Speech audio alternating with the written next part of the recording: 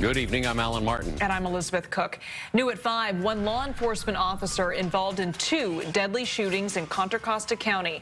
This one in 2018 has now led to manslaughter charges. That word as the Sheriff's Department released new video of that very same deputy shooting and killing a homeless man last month. KPIX 5's Devin Feely joins us live in Danville with a breakdown on both cases. Devin? Yeah, that same officer involved in 2 deadly police shootings, the most recent in March of this year and the earlier one that he's being charged with from 2018. Now, I want to set up a little bit what happened in 2018. There was a report of a suspicious man, someone that was wandering in a neighborhood. Neighbors described him as seeming a bit lost or disoriented, perhaps suffering from some form of mental impairment. Now, before officers got there, he drove away, but they caught up to him, and he led police on a 10-minute slow-speed chase.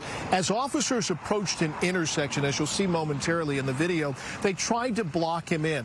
He tries to navigate between the 2 patrol cars, and that's when he's shot. Now, we do want to warn you that both pieces of video in the shootings are a bit disturbing.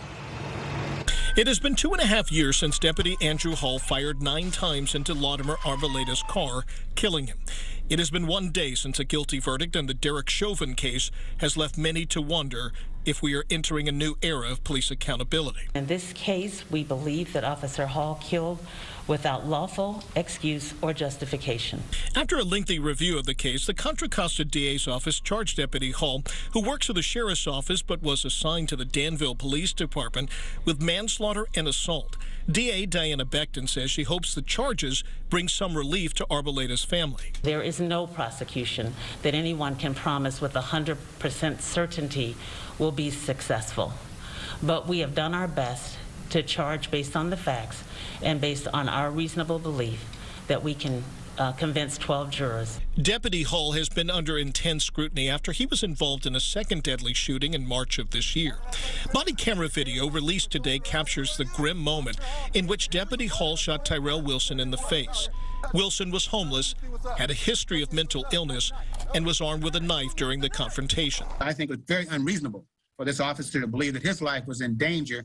Civil rights attorney John Burris represents the families of both victims. If this officer had been charged beforehand, he might have been off of the streets and therefore not in a position to kill my more recent client. Late this afternoon, without taking a single question, the mayor and city council in Danville read from a prepared statement expressing remorse for the loss of life. We regret the 2 tragic incidences that resulted in losses of both Latimer Arboleta and Tyrell Wilson. Deputy Hall's attorney released a statement that reads in part, Contra Costa County District Attorney's Office originally deemed Deputy Hall's use of force as justified given the fact that he was defending himself from a lethal threat. The timing of their sudden reversal and deciding to file charges seems suspect and overtly political.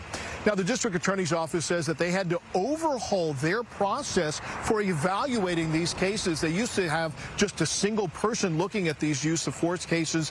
Now they say they have a team of 10 prosecutors and investigators examining all of the evidence and weighing all of the facts. In Danville, Devin Feely, KPIX 5.